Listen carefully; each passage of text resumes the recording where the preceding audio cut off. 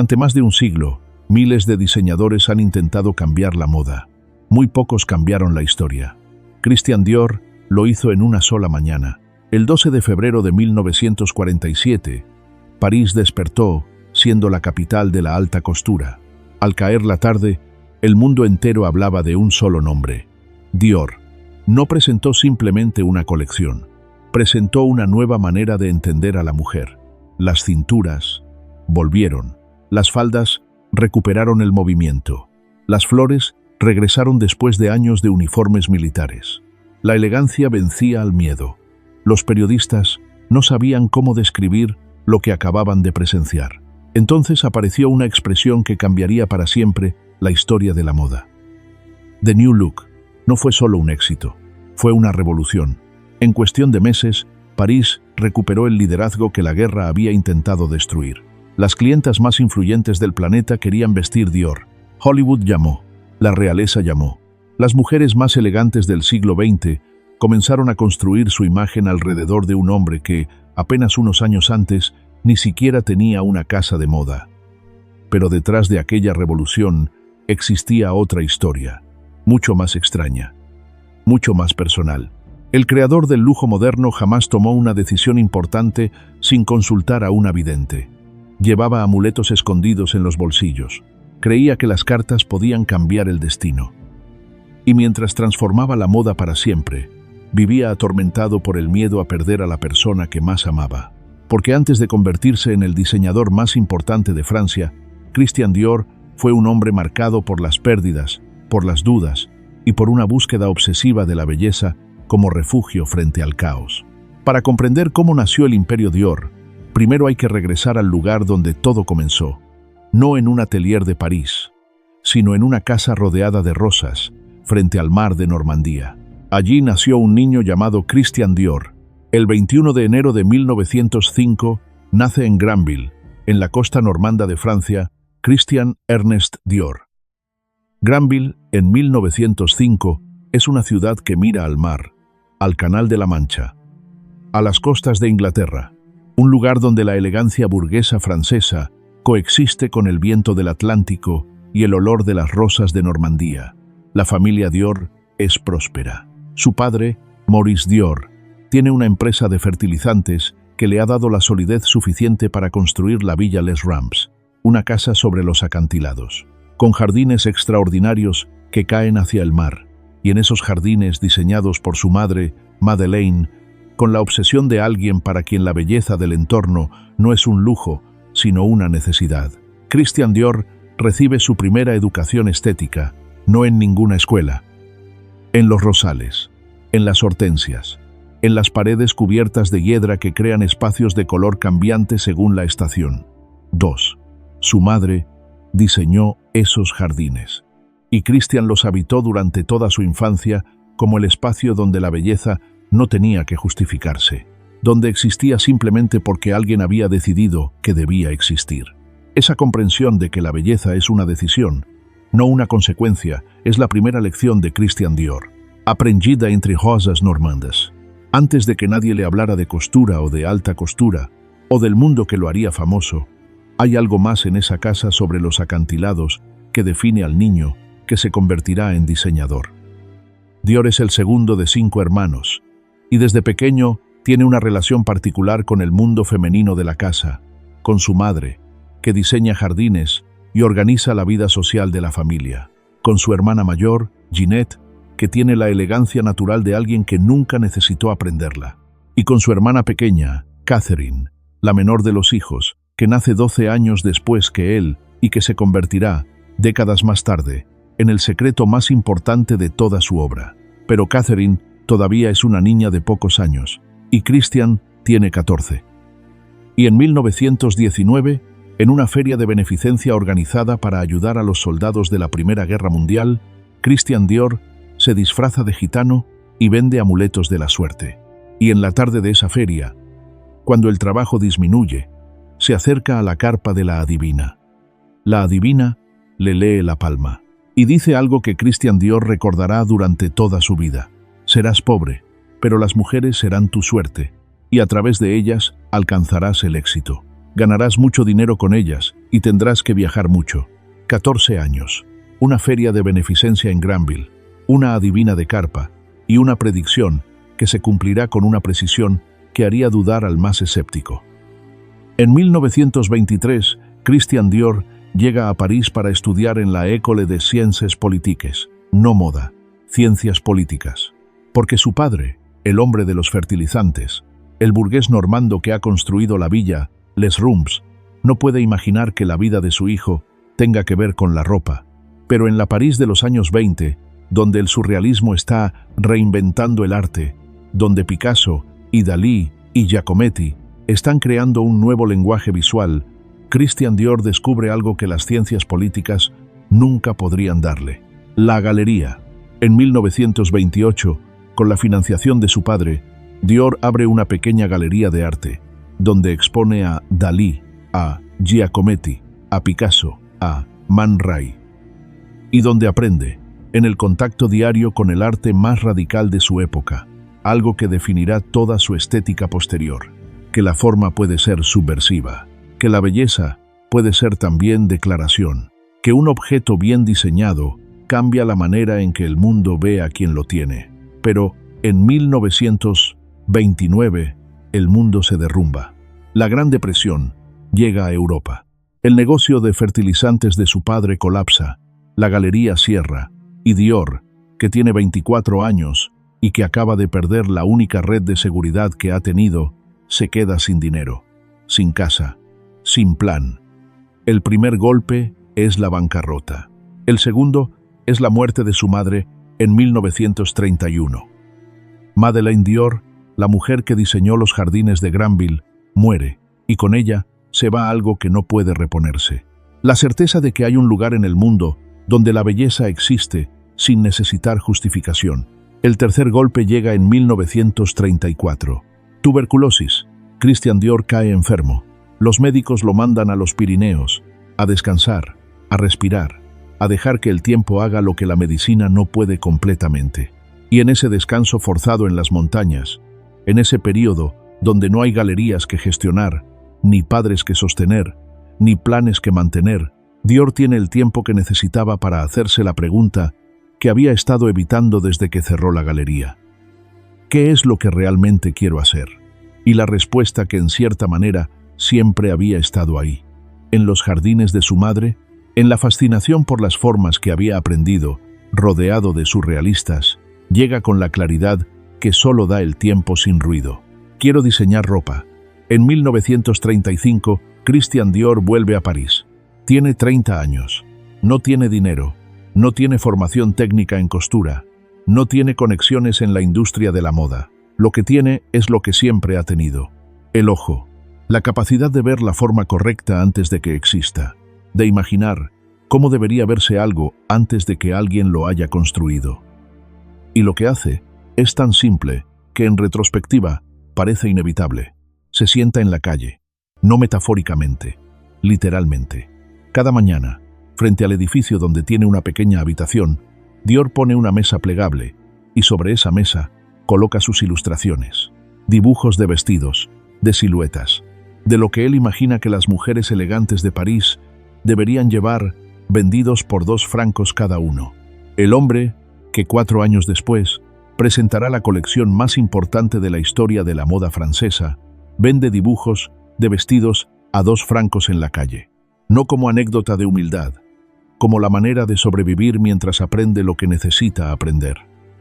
Porque en esas ventas, Dior descubre algo que ninguna escuela de moda podría haberle enseñado exactamente de esa manera: lo que quiere la mujer real, la que pasa caminando y se detiene o no se detiene ante sus dibujos, la que pregunta el precio o no pregunta, la que señala un vestido específico y dice: eso. Ese conocimiento directo, sin la mediación de editores o compradores o directores creativos, es la base sobre la que construirá todo lo demás. En 1936, Pierre Balmain le recomienda a Robert Piguet, el diseñador suizo que en esos años tiene uno de los ateliers más respetados de París. Piguet contrata a Dior como asistente de diseño. Y en el atelier de Piguet, Dior aprende el detalle técnico que definirá toda su obra posterior. No el patronaje en sentido abstracto, sino la comprensión física, táctil, de cómo una tela se comporta sobre un cuerpo, de cómo la diferencia entre 1 centímetro en el hombro cambia completamente la manera en que una prenda comunica poder o fragilidad, de cómo la línea del talle no es solo una decisión estética, es una declaración sobre quién es la mujer que lleva ese vestido y qué lugar ocupa en el mundo.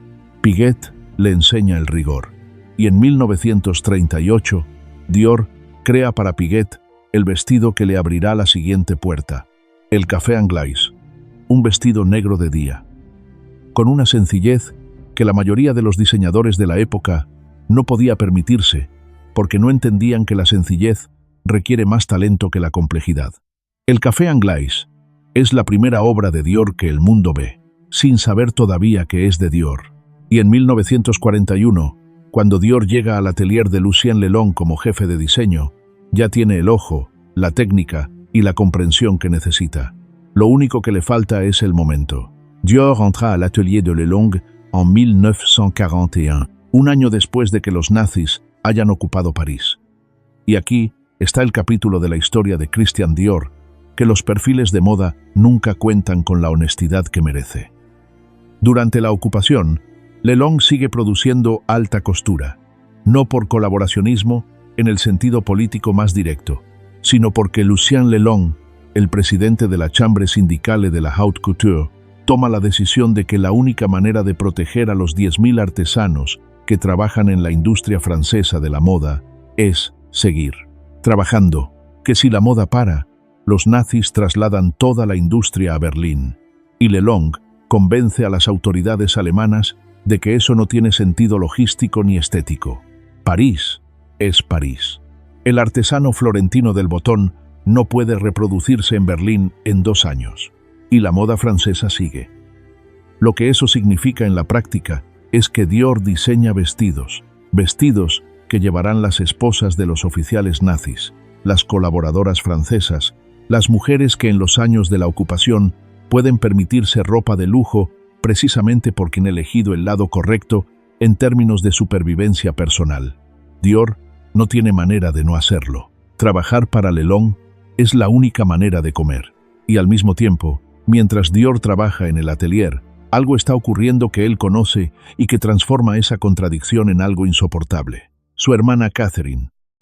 Catherine Dior, la más pequeña de los hermanos, la que Christian adora, con una intensidad que todos los que los conocen describen de la misma manera, es miembro de la resistencia francesa. Activa, no simpatizante. Agente, transmite información a Londres desde el apartamento de París de su hermano Christian, usando ese apartamento como punto de encuentro para las redes clandestinas, poniendo a Christian en un riesgo que él prefiere no calcular completamente. Y en julio de 1944, la Gestapo arresta a Catherine, la torturan, no le sacan ningún nombre, de sus camaradas, de su hermano, de nadie. La deportan a Ravensbrück, el campo de concentración para mujeres en el norte de Alemania. Luego a Torgau, luego al subcampo de Abteroda, una dependencia de Buchenwald, donde las mujeres son forzadas a fabricar explosivos para BMW. Christian Dior, que está en París diseñando para las clientas de la ocupación, intenta todo lo que puede para sacarla. Llama a conocidos, contacta con personas que tienen influencia, usa cada conexión social que tiene, no consigue nada. Y Madame de la Haye, la vidente a quien ya consulta con regularidad, le dice que Catherine volverá, le dice que tiene que esperar, que sobrevivirá. Durante más de un año, esa predicción de la vidente es lo único que Dior tiene para seguir creyendo que su hermana está viva. En abril de 1945, cuando las tropas aliadas liberan los campos, Catherine Dior es rescatada, emacida, enferma, irreconocible, pero viva, exactamente como Madame de la Haye había dicho. Cuando la guerra termina, Christian Dior tiene 40 años y tiene una contradicción que resolver. Durante los años de la ocupación, diseñó para las clientas equivocadas, no por elección ideológica, por supervivencia. Pero la diferencia entre esas dos cosas no siempre es visible desde afuera, y Dior lo sabe. En la París de la posguerra, donde la pregunta de quién colaboró y quién resistió se hace de manera agresiva, en todos los contextos, Los diseñadores que trabajaron durante la ocupación cargan con una sombra, algunos más justificada que otros. Para Dior, la sombra es real, aunque el contexto sea complejo. Y aquí está el secreto, que los perfiles de Christian Dior casi nunca articulan directamente. El New Look no fue solo una revolución estética, fue también una respuesta a esa sombra, la manera en que Dior pudo decir al mundo sin decirlo, con palabras que el hombre que diseñó para las esposas de los nazis tenía también una hermana en Ravensbrück. Que había algo en él que pertenecía al otro lado, que si en los años de la guerra tuvo que vestir a las mujeres equivocadas, en la paz podría vestir a todas las mujeres de una manera que ninguno nazi hubiera imaginado posible. Pero antes de poder hacer eso, necesita algo que no tiene: una casa propia. Y esa casa llega a través de una cadena de eventos que involucra a un industrial textil, a una vidente y a una telegrama que casi lo cambia todo. Marcel Boussac es el hombre más rico del tejido francés. Tiene una empresa que produce millones de metros de tela al año. Y en 1946 quiere revivir la marca Philippe et Gaston, una casa de moda que existió antes de la guerra, y le propone a Dior dirigirla. Dior acepta. Y luego, cuando se está preparando para firmar el contrato, algo lo hace dudar.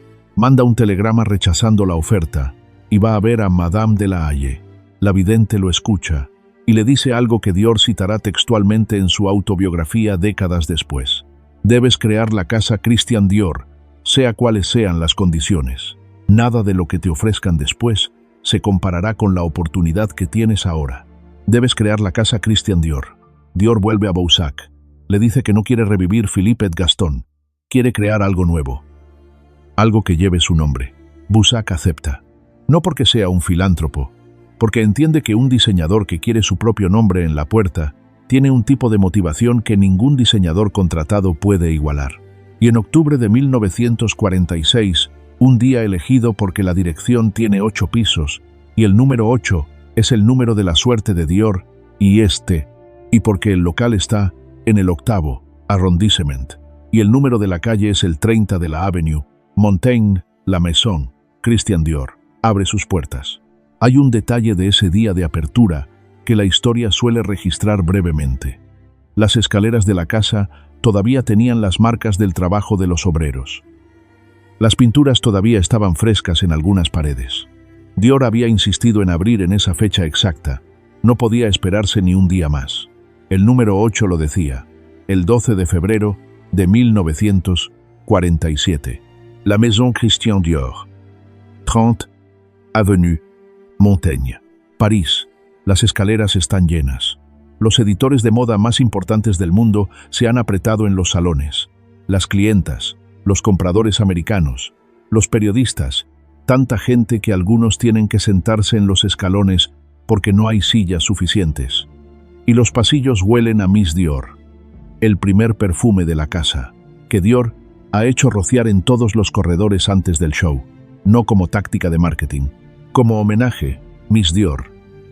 El perfume que lleva el nombre de su hermana, la que sobrevivió Ravensbrück, la que está en esa sala, en algún lugar entre los invitados, tan discreta que nadie que no la conozca personalmente sabe que es la razón por la que el perfume se llama como se llama. Y entonces salen las modelos. Las primeras llevan trajes de chaqueta de talle ajustado, hombros suaves, no los hombros estructurados y cuadrados que la moda de la guerra ha normalizado. Cintura marcada, falda amplia, que llega hasta la mitad de la pantorrilla, no la minifalda de la austeridad bélica. Una falda que cae, que se mueve, que requiere metros de tela que ninguna mujer francesa ha podido permitirse desde 1939. Y el público, que lleva 8 años de guerra y posguerra, en que la moda ha sido funcional y austera por necesidad, ve algo que no esperaba ver. Algo que algunos de los que están en esa sala describirán, décadas después, como el primer momento desde el final de la guerra en que tuvieron la sensación física de que algo había terminado, que era posible volver a vivir. No como escapismo, como declaración. La editora de Harper's Bazaar, Carmel Snow, se levanta de su silla y dice 4 palabras a Christian Dior. ¡Qué revolución, mi querido Christian! Sus vestidos tienen un look completamente nuevo. Un look completamente nuevo. The New Look. Carmel Snow no elige ese nombre deliberadamente como branding. Lo dice porque es exactamente lo que ve. Y esas 4 palabras reproducidas al día siguiente en todos los periódicos de moda del mundo se convierten en el nombre de la colección, en el nombre del movimiento, en el nombre de la revolución. Las ventas de la primera colección superan cualquier proyección. Los americanos que durante la guerra habían aprendido a depender de la moda local porque la europea no llegaba, descubren que París sigue siendo París. Y que el hombre que acaba de presentar esa colección es exactamente lo que la moda del mundo necesitaba. Wallis Simpson y la princesa Margarita, 2 mujeres que en ningún otro contexto estarían de acuerdo en nada, coinciden en una sola cosa. Tienen que tener el Dior. Pero hay algo más sobre el New Look que la historia oficial de la moda cuenta de manera incompleta: la polémica. Cuando Dior lleva su colección a Estados Unidos en su primera gira americana, hay mujeres en la calle que protestan, no en sentido metafórico, con pancartas. Mr. Dior, abajo los faldones largos. En el contexto de 1947, la falda larga de Dior no es una declaración romántica universal. Para muchas mujeres americanas que durante la guerra habían trabajado en fábricas, que habían manejado camiones, que habían llevado uniformes, la falda larga representa exactamente lo contrario de lo que Dior cree que representa. No es elegancia, es regreso a la jaula. Es decirle a las mujeres que ahora que los hombres volvieron del frente, las mujeres tienen que volver a ser decorativas. El New Look tiene esa doble lectura. Y Christian Dior nunca la resolvió completamente, porque las 2 lecturas son simultáneamente verdaderas. Hay 3 creaciones de Christian Dior que son más que colecciones. Son argumentos sobre lo que puede ser una mujer bien vestida. La primera es el Bar Suite de 1947, la chaqueta de seda cruda color crema con hombros suaves y talle marcado, la falda negra de pliegues que cae hasta la pantorrilla, el look más reproducido de la primera colección, el que aparece en todas las fotografías de Harper's Bazaar, el que se convierte en el símbolo del New Look. Lo que la historia suele omitir sobre ese traje es el detalle técnico que lo hace posible. La chaqueta del Bar Suite lleva relleno interno, no en los hombros, como hacían los trajes de los años 40, en las caderas. El relleno en las caderas es lo que crea la ilusión de la cintura de avispa, no una cintura extraordinariamente delgada. Un relleno deliberadamente colocado donde las caderas se ensanchan. Dior no quería que las mujeres estuvieran más delgadas. Quería que parecieran más femeninas, en un sentido muy específico y muy intencionado. La mujer del Bar Suite no es la mujer funcional de la guerra, es la mujer del jardín de Granville, la mujer que su madre representaba, la mujer que el mundo olvidó durante 8 años, mientras había cosas más urgentes que atender. La segunda creación es Miss Dior, el perfume, presentado el mismo día que el New Look, rociado en los pasillos de la Avenue Montaigne antes de que los invitados llegaran. Lo que nadie sabía esa tarde, lo que la mayoría de los presentes nunca llegó a saber completamente, es el nombre completo de por qué ese perfume se llama así. Miss Dior no es el nombre de una mujer inventada. No es una figura aspiracional creada por el departamento de marketing. Es Catherine Dior, la hermana que sobrevivió Ravensbrück, que había llegado de vuelta a París a principios de 1945, emacida, enferma, transformada por lo que había vivido, y que estaba en esa sala el 12 de febrero de 1947 sin que nadie supiera exactamente quién era. Cuando Dior roció Miss Dior en los pasillos, lo que estaba diciéndole a su hermana, en el único idioma que conocía, para decirlo, es esto: todo lo que he hecho desde que volviste, lo he hecho también para ti. La tercera creación es más difícil de nombrar, porque no tiene el nombre de una sola prenda. Es el concepto de la línea de temporada. Antes de Dior, las casas de alta costura presentaban colecciones que evolucionaban gradualmente de una temporada a la siguiente. La silueta cambiaba, pero sin la ruptura deliberada. Dior introduce la idea de que cada temporada tiene un concepto visual que la define, una línea, que en su primera colección llama Corolle, que en la siguiente llama Wit. que en la siguiente es Ailée. Cada nombre describe una silueta específica que es el corazón de toda la colección. Ese concepto, el de la temporada, como declaración coherente con un solo argumento visual, define la manera en que la moda se comunica desde 1947 hasta hoy. Cada vez que un diseñador presenta una colección con un tema o concepto central, está usando el sistema que Dior inventó. Hay dos relaciones en la vida de Christian Dior sin las cuales nada de lo que hizo podría entenderse. La primera es la de Madame de la Haye. Nadie sabe exactamente cuándo Dior empieza a visitarla. No hay fecha documentada.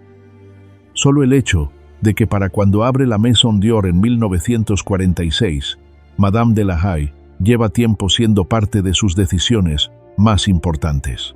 Pierre Cardin, que trabajó en el atelier de Dior en esos años y que después fundaría su propia casa, lo describió con la precisión de alguien que lo vio de primera mano. Sin ella, no hacía nada. Literalmente, nada, nada, nada, nada. 3 veces. Nada, nada, nada. Madame de la Haye vivía en el 16º arrondissement de París, en un edificio cuyas escaleras estrechas y en espiral eran, según las personas que la visitaban, el tipo de acceso que sugiere un lugar donde el tiempo funciona de manera diferente al resto de la ciudad. La condesa Jacqueline de Ribes también la consultaba, y recordó años después haberse cruzado con Dior en esas escaleras en múltiples ocasiones. El diseñador más influyente de la moda francesa, subiendo las escaleras de la vidante de su arrondissement, antes de tomar cualquier decisión importante. El número de la nueva temporada, la apertura de una nueva tienda, el diseño de una colección, la fecha de un viaje. Todo pasaba por Madame de la Haye. Y la lista de talismanes que Dior llevaba consigo en los bolsillos dice todo sobre cuánto del mundo invisible habitaba simultáneamente con el mundo de los telares y los atelier. 3 cruces de metal en el bolsillo derecho. Un pedazo de madera de la villa Les Rams de Granville. Un trébol de 4 hojas, 2 corazones, una moneda de oro. El número 13, siempre 13 modelos en sus desfiles. El número 8, la casa en el 8º arrondissement, el 8º piso, el 8 en la silueta de la primera colección. Un as de corazones. Siempre. En el bolsillo donde lo encontraron en Montecatini. La segunda relación que lo sostiene es la de Catherine. No en el sentido romántico, en el sentido más profundo de la dependencia emocional entre hermanos que han sobrevivido lo que los Dior sobrevivieron. Catherine nunca habló públicamente de lo que le hicieron en Ravensbrück. No a los periodistas, no en entrevistas, ni siquiera a Christian completamente. Él lo intentó. Lo sabemos porque lo dijo. ¿Por qué?, preguntó. Y Catherine, que había sobrevivido el campo sin delatar a nadie, mantuvo también para sí misma lo más oscuro de lo que vivió. Lo que Christian sí sabía es que Catherine había regresado diferente. Y que esa diferencia, esa herida, que no se ve, pero que define cada cosa que Catherine hizo y dejó de hacer después de 1945, era también su responsabilidad. No de manera directa, pero él usaba su apartamento. Ella organizaba reuniones de la resistencia ahí. El apartamento era territorio de riesgo que ambos habían elegido habitar de maneras distintas. Miss Dior huele a rosas de la Provenza. Porque Catherine adoraba las rosas. Porque después de Ravensbrück se fue a cultivar rosas en Callian, en la Provenza, y pasó el resto de su vida entre flores. Como si las flores pudieran reemplazar lo que se había llevado el campo, o al menos acompañar lo que quedó. La gira americana de Dior en 1947 es un éxito comercial sin precedentes. Y también la primera vez que Dior entiende lo que significa ser el diseñador más famoso del mundo. No solo en términos de gloria, en términos de consecuencias. Cuando llega a Chicago, hay mujeres esperando fuera del hotel con pancartas. Mr. Dior, vuelva a Francia con sus faldas largas. Las mujeres americanas no necesitan que un francés les diga cómo vestirse. No un grupo pequeño, una manifestación real. Con fotografías en los periódicos, Dior las ve, las lee, y hace algo que no se documenta bien, pero que las personas que lo conocieron en esa época describieron de manera consistente. No responde, no en las entrevistas, no en los comunicados de prensa.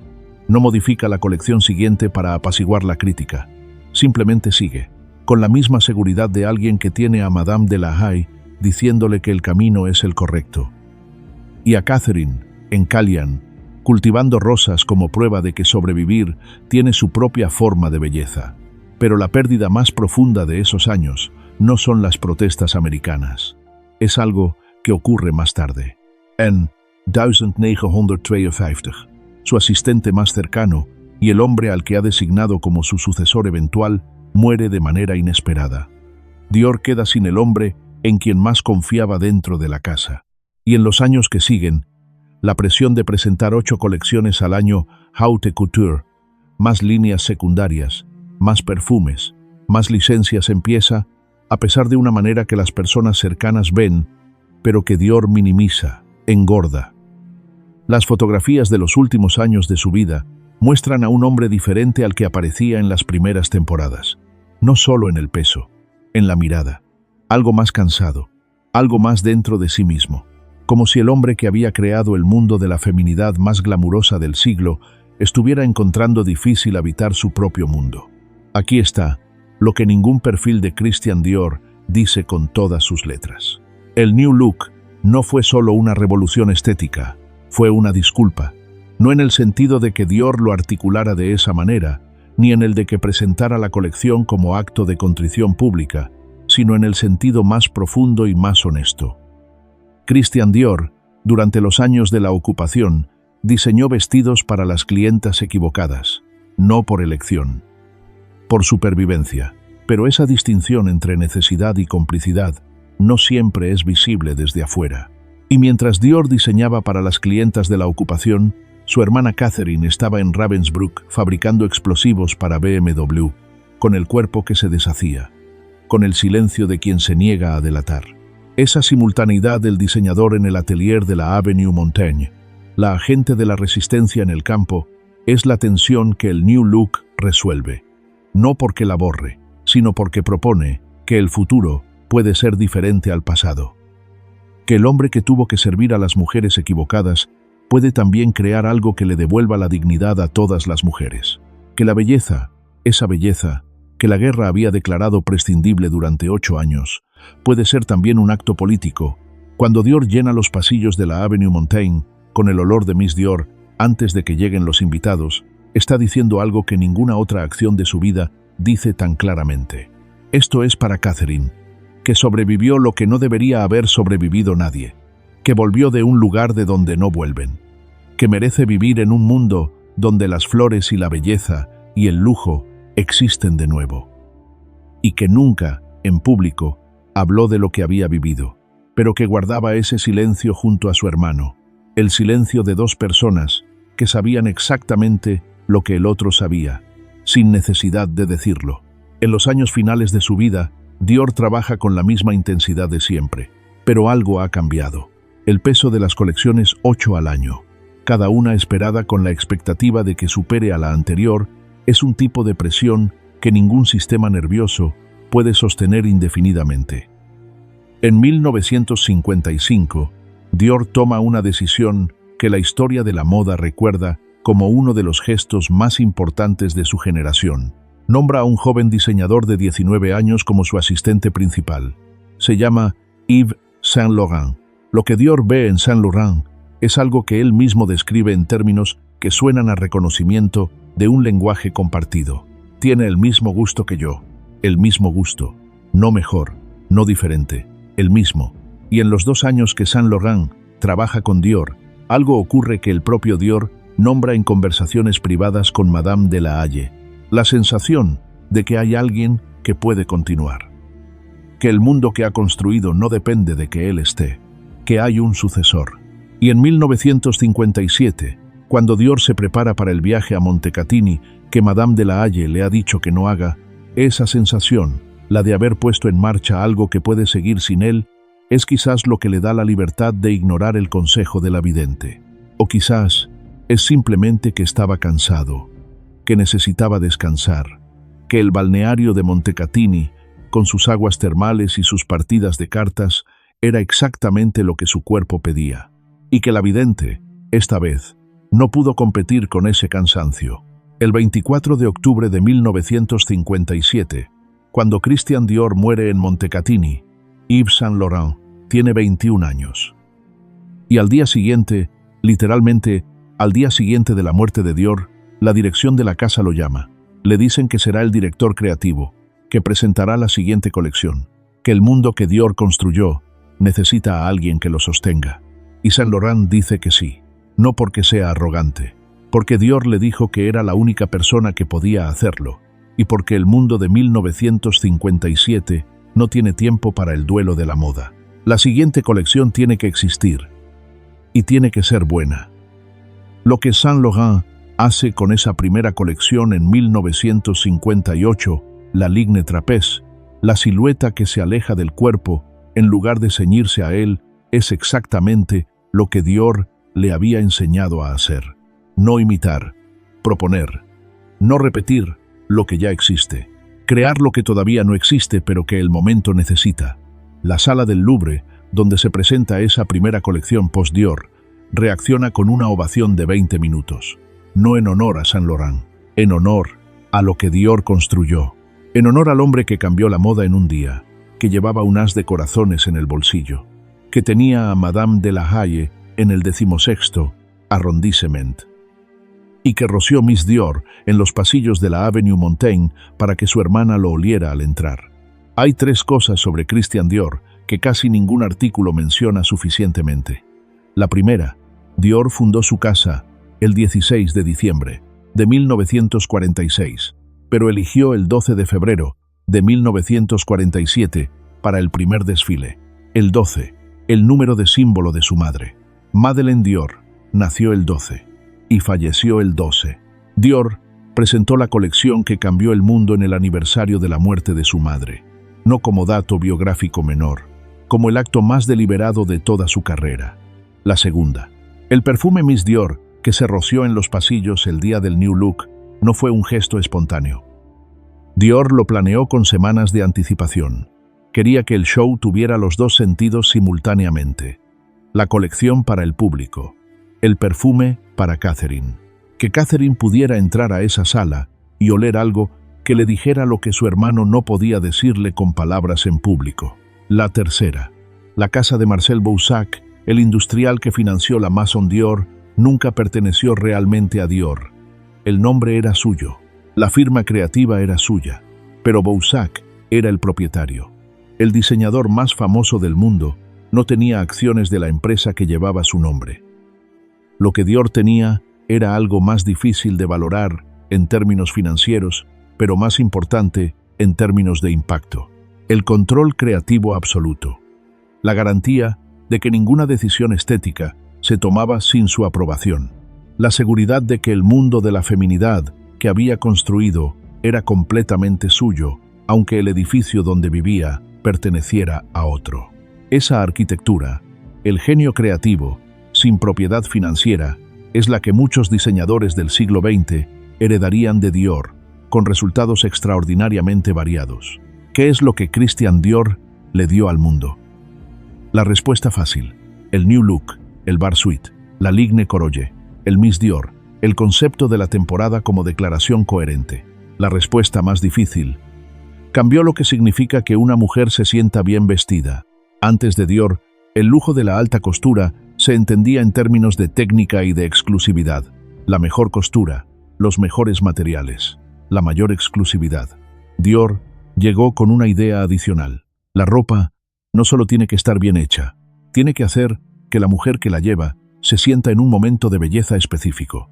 Que el acto de ponerse un vestido Dior sea también el acto de entrar en un mundo donde la guerra no existe, donde el racionamiento no existe, donde el cuerpo de una mujer no es funcional sino celebrado. El legado invisible, cada vez que un diseñador construye una colección alrededor de un concepto narrativo, una idea que da coherencia visual a cada prenda, dentro de esa temporada, está usando el sistema que Dior inventó.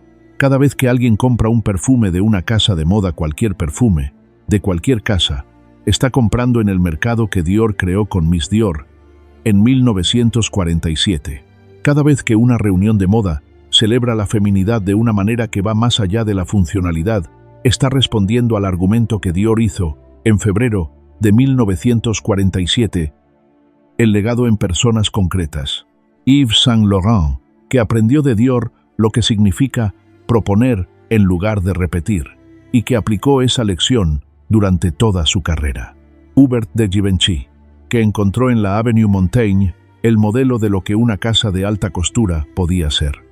Marc Bohan, John Galliano, Raf Simons, María Grazia Chiuri, los directores creativos que han llevado el nombre Dior después de su muerte, todos construyeron sobre la misma base, la que Dior instaló en los años entre 1947 y 1957, con 10 colecciones, que cambiaron la moda cada vez, y que convirtieron el número 30 de la Avenue Montaigne en la dirección postal más importante de la alta costura del siglo XX. La paradoja del legado. El hombre que pasó su vida consultando videntes para controlar el futuro, no pudo controlar el único futuro que importaba, el suyo propio. Murió donde su vidente le había dicho que no fuera, con los amuletos, con el as de corazones, con la certeza de que las señales del universo lo guiaban. Y sin embargo, lo que dejó después de esa muerte en Montecatini es algo que ninguna vidente podría haber predicho con la exactitud con que ocurrió. Un nombre que hoy genera más de 8.000 millones de euros al año, que está en los brazos de las mujeres más fotografiadas del planeta, que es, en 2025, la marca de alta costura más rentable de la historia. Construido por un hombre que durante 10 años activos en su propia casa, presentó cada temporada con un as de corazones en el bolsillo. Volvamos al principio. 12 de febrero de 1947, la Maison Dior, 30 Avenue Montaigne. Lo pasillo huelen a Miss Dior. Y en algún lugar de esa sala discreta, seria, todavía marcada por lo que no puede contarse, está Catherine, la hermana que fabricó explosivos en Apteroda, que se negó a delatar a nadie, que volvió emasida de los campos, que después se fue a Callian a cultivar rosas. Catherine no sabe ese día de febrero que el perfume que llena los corredores lleva su nombre. O si lo sabe, no ha dicho nada.